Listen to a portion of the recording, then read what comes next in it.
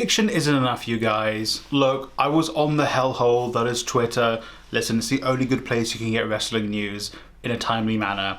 I saw someone talking about, of course I've done the reading. Here are the books I've read. And they listed fiction books.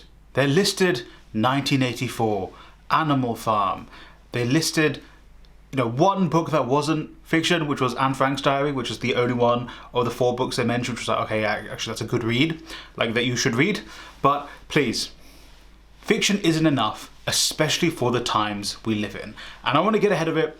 I'm not saying this to be ableist. I'm not saying this to call you dumb if you only read fiction. I am saying we're at a point where you need to read non-fiction. I know it's hard.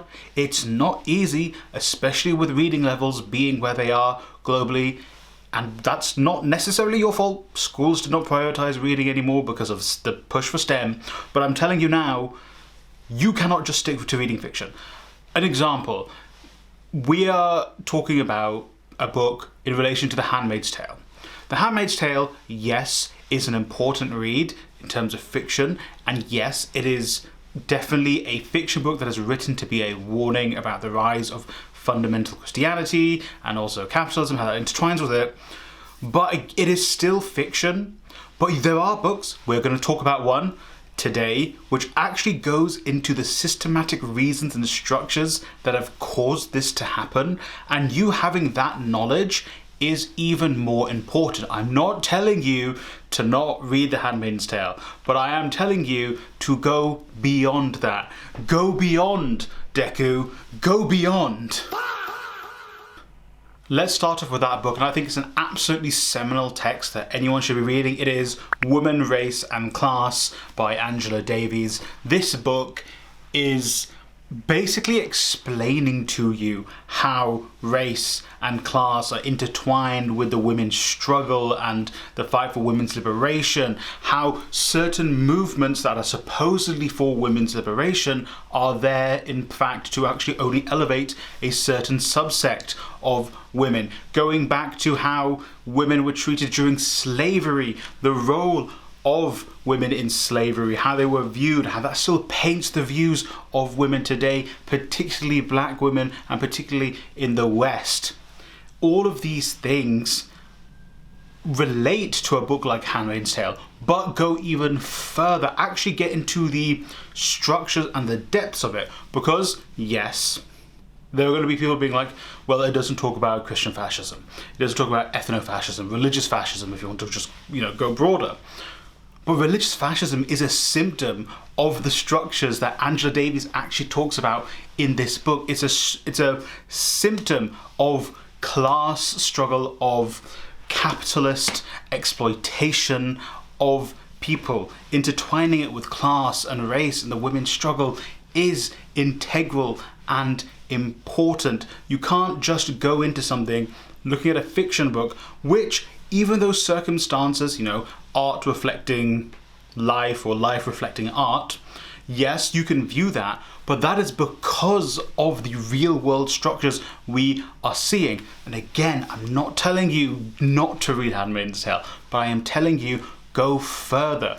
Read that and then go off and read Women, Race and Class by Angela Davies. And even your understanding and your viewpoint on a book like Handmaid's Tale, I've not read the sequel to it, your understanding of those books will grow. It will take a book that I don't know if you could say you enjoyed Handmaid's Tale, but you know what I mean. A book that you value and actually amplify that value. Make it be 10 times more, wow, actually, yeah, this is what Atwood was getting at, or this is where Atwood could have gone even further in her analysis, Reading non-fiction in tandem with fiction, I think, is extremely important. And again, with the times we are living in, with the shifts we are seeing, I wanted to say particularly here in the West, but it's happening elsewhere as well. The shifts in political climate globally, knowing or at least having an understanding of theories of why this is happening is going to help you not only just process what's going on, but if you are willing to actually resist and fight against this rise of fascism, of late stage capitalism, techno-feudalism, whatever you want to call it, there are so many different things. Knowing the non-fiction perspective is seminal. And Angela Davies' works are also, you know, if you are someone who wants to be a revolutionary, Angela Davies is extremely important for you to read, regardless. Even if it's not this work, any of her works, all of her works.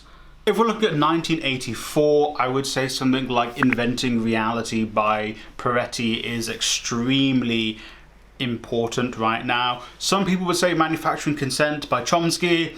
I think Parenti's book is better. I've not finished it though, however. I'm only like some way through it, but even the some way through it I'm like, yeah, this is an invaluable text. Thinking of books, yeah, like 1984, other maybe dystopian books in that vein, like, what is it called, maybe Red Queen, maybe, talking about how our viewpoints are shaped by the ruling classes and forcing us to understand and think about different systems in a way that is appealing to them. I don't like 1984. I don't think it is a very good book, regardless of my feelings about George Orwell. I just think it's like fine. You know, when it comes to those like three books, Brave New World, Fahrenheit 451, and 1984, like those three are often paired together, at least here in the UK, as like your dystopian literature. 1984 is the weakest, in my opinion. That's a side note. But Inventing Reality actually talks about, you know, how governments, particularly fascist, right-wing governments, and, you know, listen, I'm referring to most Western governments, most capitalist governments as fascist in this. They all try and shape your reality and understanding of the world, of the struggles of the world, painting people who are fighting for liberation as terrorists. Again, the hellhole that is Twitter. I just hate it. I just want to see wrestling news, but politics stuff leaks in. You know, stuff someone was saying, like, it was, I think, to do like ContraPoints, you know, and I don't watch ContraPoints, but someone was like, oh, something about critiquing ContraPoints, but you support terrorist groups, and it's like, I don't know who ContraPoints is. I don't think I've watched a ContraPoints video, but, you know, referring to certain groups as internationally recognized terrorist groups, but it's like 4 countries that did that.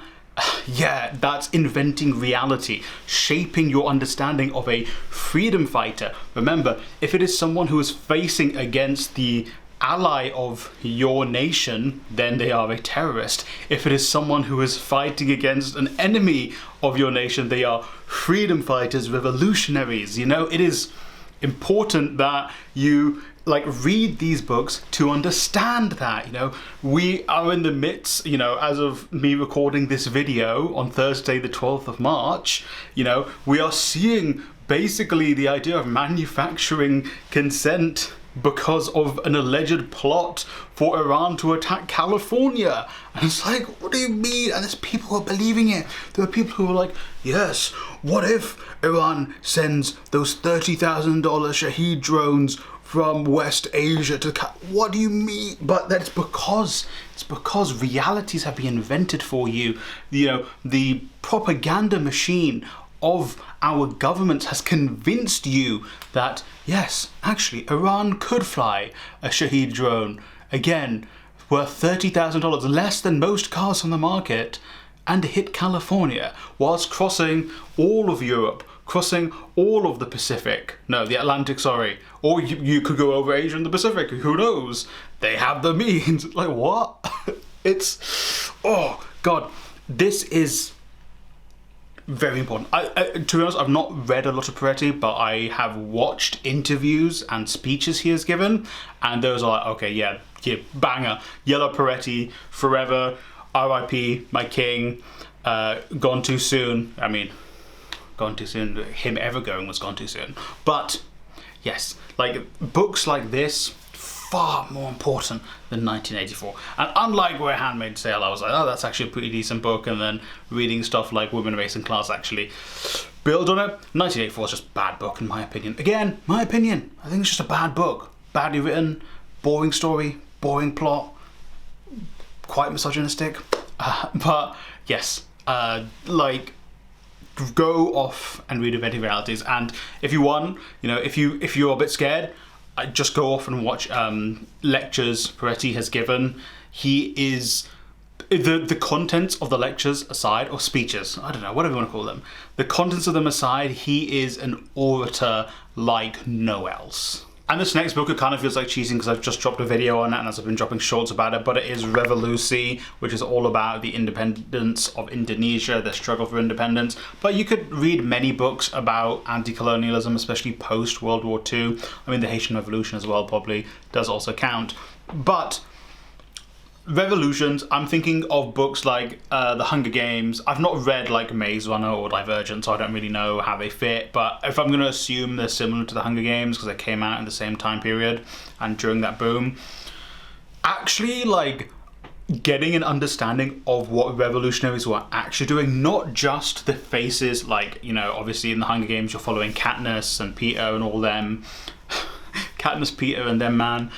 You know, in REVOLUSI, yes, you are following the people like Sukarno and Hatta, you know, the key figures in the Indonesian Revolution, but also you are following the stories of the people on the ground, the people who are living it, who are living through it, the people who are scared by it, who are, you know, taking part in fighting for the revolution, the people understanding why they wanted to participate in this. Or the other side, this also gives you more of an in-look of the Dutch and kind of how their soldiers and the Dutch themselves were so blinded by jingoism, nationalism, by the desire for greed and capital, oil, riches, all of that stuff, how that shaped their worldview. I think you kind of get some of that from like the capital's perspective in The Hunger Games, probably less so. But this one really goes into it, and it even critiques the revolution. You know, obviously, I think The Hunger Games does end with a bit of a critique of revolution. I think a little bit too much of a critique of revolution. But this one, you know, it gives you the actual facts and actually what actually happened and the breakaways, the infighting, and you know the end result. And it does, you know, go into the unfortunate circumstances that happened post independence in terms of like the military dictatorship taking over in Indonesia and the genocide of communists in Indonesia.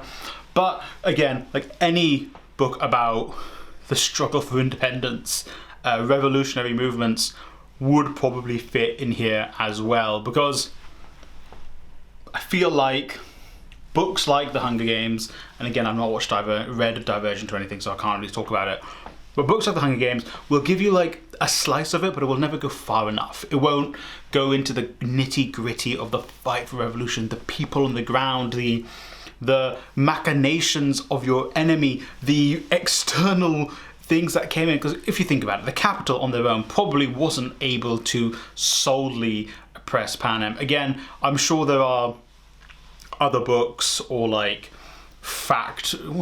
additional histories of the Hunger Games lore that I've not read, which maybe does expand on it. But like, you know, the Indonesian struggle wasn't just against the Dutch. There was the British, the Americans playing a hand in there. There was when the Japanese came saying they were going to be liberators, but were actually just colonizers as well. The Japanese creating militias in Indonesia, who then were a big part of the violence against the Dutch for just various reasons. You know, it's all so intricate and interwoven, and I think in fiction, understandably so, you can't really do that unless you're going to write a 800-page book or like multiple 800-page books, you know? So yes, it is a little bit biased because it is a book I've read recently. I have vested interest in learning about Indonesia, but you know, there are probably many other books about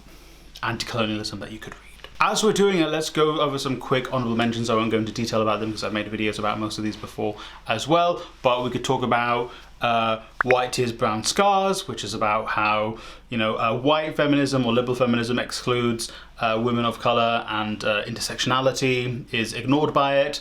We could talk about Culture and Imperialism, a book I always talk about all the time because it's my favourite side to read, but that is kind of more so about how consent has been manufactured, whether willingly or knowingly or unknowingly, by our cultures for you to, you know, be willing to go to war. You know, think about all the movies about how Arabs are bad and evil and why it inspires people to go off and fight and kill Arabs in the Middle East, or West Asia, I should say. Or we could, you know, also look at Insurgent Empire, again, another book I have recommended many a time very recently as well, but about how violent revolution was integral to independence movements throughout the world, not just in the, you know, post World War II or around World War II, but, you know, going back to the 1700s, the 1800s, then there were still people doing violent revolutions to try and get rid of their oppressors. So again, so many books you could be reading about, but those are 3 honourable mentions on top of the 3 I have already spoken about. So thank you again for getting to this part of the book. Again, I want to say, I'm not calling you stupid, you know, I'm not being like, you're so dumb for not reading these books. Everyone has to start somewhere, so if you want, you can go off and start with these books. Some of them are a little bit hard, you know, like REVOLUSI took me a long time to get through because there's so much information, and I don't know anything about Indonesian history before this. Well, I know a little bit about it, but, you know, it was difficult. It's hard to get through. It is hard. It's difficult. These books will take you a month, 2 months, 3 months to read, but that's fine. You know, 3 months to read one book, you can read 4 in a year. That's more than enough. You know, if you're challenging yourself, that's more than enough. So let me know in the comments down below if you have any other suggestions as well, or, you know, if you want to call me rude names, at least like censor them so the comments come up, and, you know, hype the video as well. I don't know, I've been seeing people talking about hyping the video. I don't know what that means, but thank you for watching. I want to say a special thank you to my members. Members get access to additional videos, get access to helping me shape the channel as it is. They get access to the book club, the movie club, where we discuss books, we watch books, we watch movies about books, I guess, together. It's a great time. So you can join from as little as £1 a month. There are multiple tiers, so you can do that by clicking join on this video down below or on my channel. Also, if you are interested for a one-off donation, you could, you know, check out my Ko-fi. I do some like behind the scenes stuff there as well. I need to do more, but, you know, I've got some projects coming up that I'm going to be using Ko-fi a lot more for. So again, if you are interested, you can do a one-off donation there. But if not, you getting to this part of the video is also extremely thanked. That was totally the wrong word I used there, but, you know, it's late. So thank you for watching. Like, subscribe, hit the share, the notification bell button, whatever this thing's going to tell you to do down here. Thank you for watching, and I hope you read a great non-fiction book today.